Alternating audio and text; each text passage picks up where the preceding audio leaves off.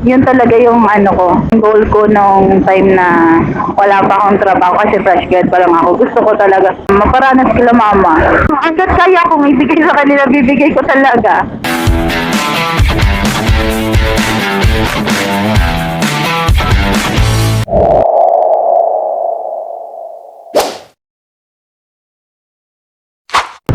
Galing kayo work, ma'am? Opo, galing sa BGC. Pero dapat kanina pa yung out ko talaga. BGC kayo galing tapos dumaan kayo dyan?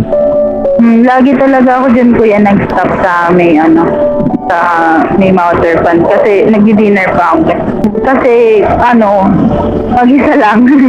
O pagdating mo doon sa inyo, matutulog na lang. Opo. Taka naman, ma'am. Ngayon.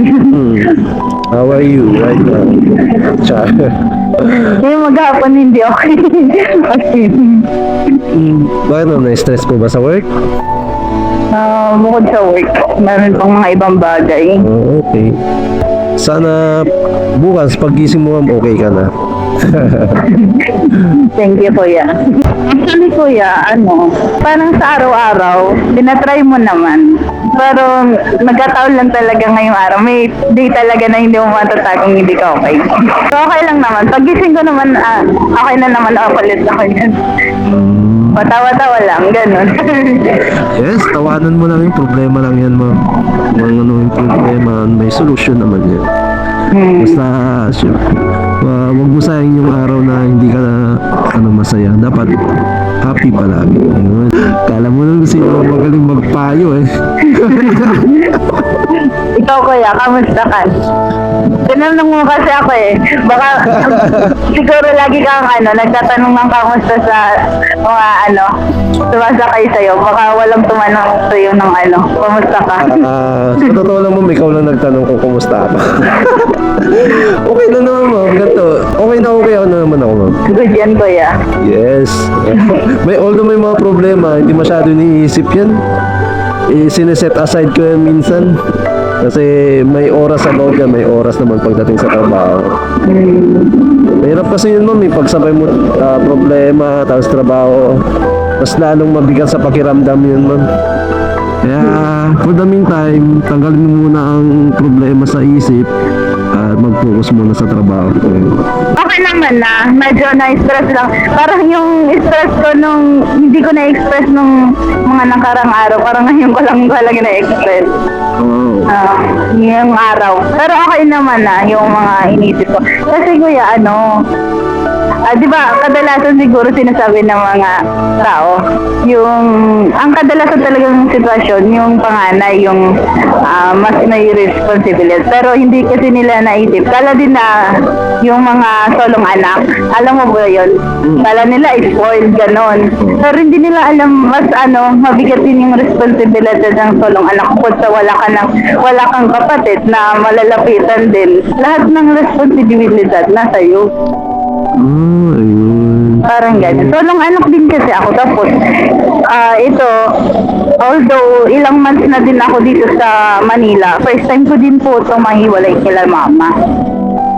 Kumbaga... Malayo din kayo sa probinsya ko. Pero, dito kasi, next week, kukunin ko na din sila. Oo. Para makasama mo rin sila. Doble kasi yung mind ko yung pag, nandun sila, tapos nandito pa kami.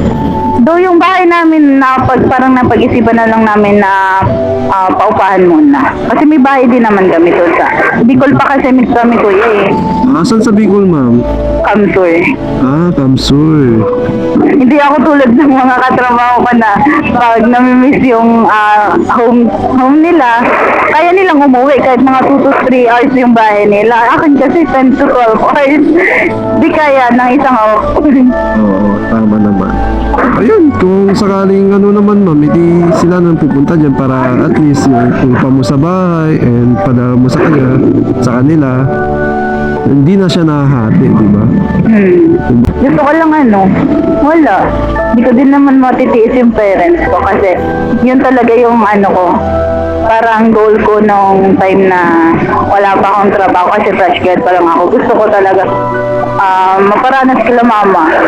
Mm. Yung hanggat kaya kong ibigay sa kanila, bibigay ko talaga. Kailangan pa rin i-enjoy.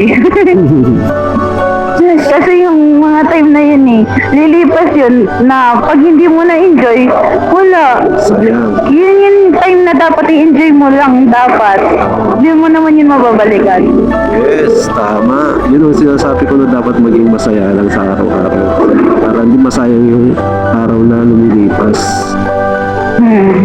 Alam mo ba kuya, ang simple lang ng pangarap ko nung hindi pa ako nagtatrabaho. Alam mo, gusto ko lang talaga magka-IT kuya. Tapos, makaatungtong sa mataas na building. Yun lang. Hindi ko alam kung anong trabaho. Basta gusto ko yun lang. Magkaroon ng ID as a empleyado, ganun. Oo. Kaya nung nag-IT talaga ako, tuwan-tuwan na ako nun. Ay ma'am, kaway ka pala sa camera ko. Ay, hello po. Nagbo-vlog pala ako. Ay, gusto ko yun. Opo. Thank you ma'am. Ingat po. Bye-bye. Yeah, bye-bye mga ka-rides. So that's it for tonight. And lagi nating tatandaan, always ride safe and keep safe sa ating lahat. And mga ka-rides, sheesh!